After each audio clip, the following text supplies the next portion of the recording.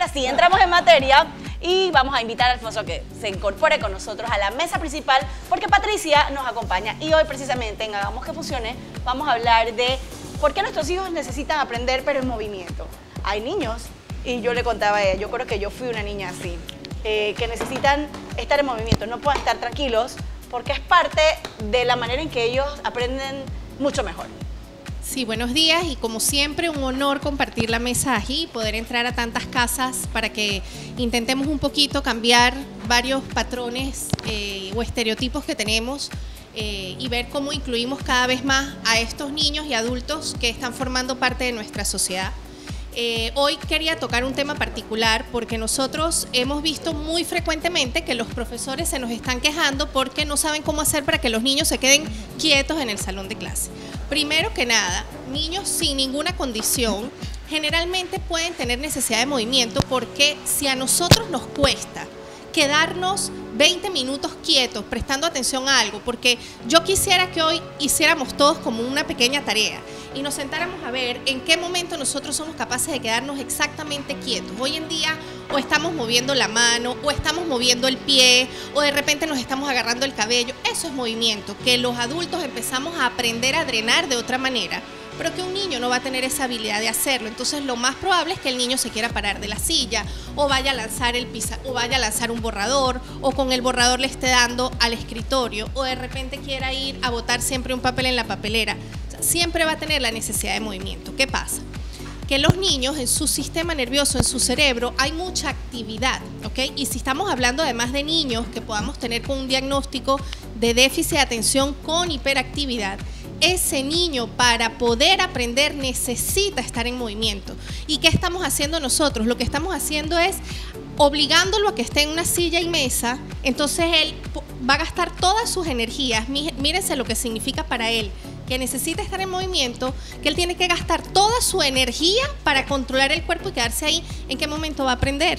Claro. ¿Cómo va a prestar atención si toda mi atención está en que me tengo que quedar quieta? Claro, y que además lo está estresando. Y lo está estresando. Uno de los principios para educar, por ejemplo, a nivel preescolar, porque se sabe que el niño tiene mucha energía, es aprender mediante la diversión. Exacto. Hace que el niño se mueva y el niño pues así aprende. Cuando va pasando el tiempo en primaria, empezamos ya a enseñarle al niño a guardar la postura, a enfocarse un poco más, a irse comportando como supuestamente se debe.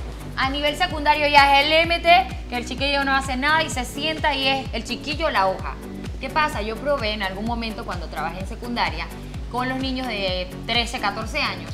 Cuando les contaba las historias, yo quitaba la silla, los tiraba al piso, como hacíamos en kinder, y esa metodología me funcionó mucho. Claro. Porque ellos se sentían pues que era algo más dinámico. Ahora, ¿qué pasa?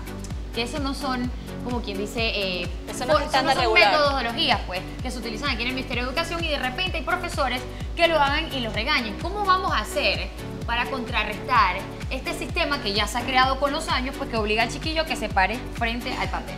Sí, bueno, yo creo que parte de lo que estamos haciendo es educando, ¿no? Y en la educación está que esto que estamos diciendo vaya llegando quizá un profesor. Le estaba comentando a Erika que estoy muy contenta porque el viernes pasado tuvimos una reunión en un colegio y en particular por un niño que tiene déficit de atención con hiperactividad. Y nos llamaron, obviamente, para ofrecer algún tipo de asesoría. Y estoy muy orgullosa porque tuvimos a una maestra que ella lo que quería, porque íbamos ya renuentes porque estaba segura que nos iban a pedir una tutora. Claro. Y nosotros somos, de verdad, ahí ponemos cuando no la necesitan. Creemos que esas herramientas hay que dejarlas extremadamente en casos de verdad de mucha necesidad. Pero obviamente este niño no la necesitaba. Entonces nosotros nos fuimos al colegio, así ya habíamos puesto íbamos con una X en la cabeza. Y la sorpresa de nosotros fue cuando la maestra nos dice, es que nosotros los llamamos, porque nosotros queremos herramientas que le funcionen a él, pero que podamos implementar en todo el salón, porque sabemos que a los otros niños no les va a hacer daño y no lo vamos a hacer sentir diferente. Para mí eso fue una gran alegría ver que hay profesores que ya se están atreviendo. Entonces, ¿qué pasa? Este niño efectivamente necesita mucho movimiento y le dijimos, bueno, vamos a hacer una manera de que cada 20 minutos los niños se tengan que parar a hacer alguna actividad. Me dijo, sí, porque nosotros le ponemos a que él sea el que lleve las cartas a la dirección, por ejemplo. o que él sea, yo le dije, sí, pero podemos hacer estrategias de aprendizaje. Por ejemplo, si se están aprendiendo los números, pues que salten una vez si es el número 1, que salten 3 veces si es el número 3, que todos lo hagan al mismo tiempo. Porque también tenemos la creencia equivocada de que si yo mando al niño al parque, que él corra y corra y corra, va a drenar la energía. En estos niños esto no funciona así. Sí, yo señores, por ahí que sí. No. Los papás dicen, no, es que quiero que se vaya al parque o meterlo en fútbol y que drene la energía. No, ellos entre más corran y más hagan actividades sin sentido, es decir, no es correr por correr. Usted lo puede poner a correr, pero que lleve algo de aquí a allá, o que cuando llegó al final agarre algo, hunde un botón, haga una secuencia. Con un propósito.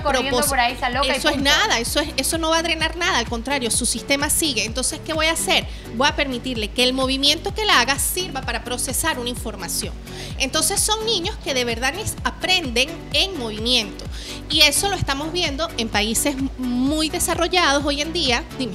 No, lo que te quiero preguntar ahora, cuando estamos hablando obviamente de prácticas que hacen los profesores en el salón de clase, ¿qué cosas puedo hacer? Porque obviamente también las mamás están diciendo, siéntate a estudiar, y ven que el niño se sienta 2 minutos y se para a hacer otra cosa. Y entonces, ¿qué prácticas o qué herramientas también le podemos dar a los padres que nos están viendo en casa para decirles, ¿sabes qué? Haga esto o aquello con su hijo que tiene una necesidad de moverse y de estarse moviendo para que realmente aprenda, haga las tareas y tal. Sí, si están en casa, hay 2 estrategias súper fáciles de aplicar. Pueden buscarse un balón de estos de yoga y en lugar de sentar al niño en una silla, lo sienten en el escritorio en un balón y que él vaya rebotando mientras estudia. Ese movimiento para él va a ser suficiente. ¿Qué pasa? Yo realmente no puedo decirle a un profesor de clase donde tiene un salón de 30 niños que ponga a 2 niños a rebotar, porque realmente eso va a ser un caos. Claro. Pero si hay estrategias, le podemos amarrar una liga en el escritorio, en la parte de abajo, para que él le dé a la liga con el pie y sienta que le está rebotando. ¿Me explico? O, por ejemplo, le puedo poner un cojincito que es como una almohada de aire y que se siente ahí para que él sienta que medio está en una superficie inestable y ese movimiento haga que él se concentre. En casa podemos poner a los niños a estudiar en una hamaca, ¿por qué no? O sea, ¿cuál es el problema de que estudien en una hamaca? Es que nosotros tenemos un concepto erróneo de que tenemos que estar en una silla y mesa. No, o sea, yo tengo niños y mi hijo mayor, de hecho, él estudia con el televisor prendido. Wow. Lo que pasa es que lo tradicional era siéntate recto, la espalda erguida y qué tal. Y el niño viene, recuerden, a veces de 7 de la mañana hasta las 3 de la tarde, sentado en una sillita, ya no y lo traemos a la casa y el pobre chiquillo va de nuevo a sentarse. Doctora, ¿y qué pasa cuando por lo menos siempre se ha hablado de que a los niños no se le debe dar tantas golosinas y estamos con un niño, precisamente como usted está señalando? ¿Qué le recomienda precisamente a estos padres que le vas a decir siéntate aquí, pero no le des soda, no le des gaseosa, que vengan llenos de productos, porque si no evidentemente no hay forma de controlar a esa criatura? Efectivamente, o sea, yo creo que además de estas herramientas de que el niño sí necesita movimiento para poder aprender, una cosa es el movimiento porque su sistema nervioso necesite para procesar la información, y otra cosa es que además de que él necesita ese movimiento, nosotros le inyectemos gasolina para que ese carro arranque a 1000, ¿no? Realmente el azúcar es un ingrediente bien importante en este combustible, en este motorcito que es el cerebro, y nosotros necesitamos modificar no solo porque le hace daño al cerebro, sino porque realmente no es nutritivo para él. Y volvemos al tema de que es importante que las calorías que los niños ingieran sean calorías buenas, es decir, calorías que nos ayuden para su masa muscular, para su crecimiento, y no realmente azúcares que puedan después metabolizarse y llevar hoy en día a una población hacia el crecimiento en la obesidad, que tenemos un pico importante de obesidad infantil en Panamá. Patricia, para no irnos un poquito del tema, quería saber algo, si en algún momento se ha considerado o ustedes han visto algún tipo de esquema distinto en métodos de educación, ya que nosotros utilizamos un método de educación obsoleto americano que se genera cuando los Estados Unidos necesitaban construir un yes man. Un yes man, que era, o sea, el hecho de tener una silla cerrada, mantenerse recto, hacer ciertas funciones, desempeñar ciertas funciones, estar a la hora en punto. Necesitaban personas que trabajaran dentro de la industria, que se dedicaran a hacer solamente una cosa. pero las necesidades han ido evolucionando, las generaciones han ido cambiando y ahora necesitamos personas, un método educativo mucho más creativo, donde tú logres captar la atención de estos chicos nuevos que están creciendo con esas necesidades, con la información inmediata, con cómo desarrollar su creatividad.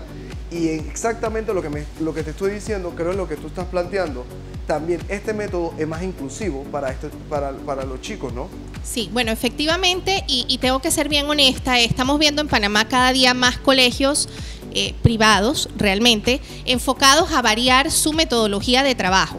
Estamos viendo, por ejemplo, países europeos donde ellos ya no asignan tareas para las casas, porque ellos consideran que el tiempo que invierten en el colegio es suficiente y que el resto del tiempo debe ser para que el niño pueda adquirir otras habilidades que no está adquiriendo en la escuela, cosa en la que estoy completamente de acuerdo. Sí, porque al final los papás quedan muchos papás haciendo tareas y regresando a la escuela como si estuvieran en tercero pero eso no quiere grado. decir que el niño no debe practicar en casa. Claro. Yo creo que siempre debe haber un seguimiento y además los papás tenemos una responsabilidad importante porque si el niño nunca llevara tareas, probablemente el papá ni siquiera supiera lo que el niño está haciendo, porque hoy en día hay una desconexión bien importante entre papás y niños con respecto a las labores escolares, ¿no? Claro. Entonces, yo creo que sin llegar al exceso de que no me mandes nada por completo, sino es crear una estrategia que el papá pueda comprometerse con repasar o poner en práctica en el día a día. O sea, hay muchas maneras Claro de que practicar sí, hay muchas matemáticas, mecánicas. español, inglés, que puede ser en actividades de la casa. Claro, y ahora que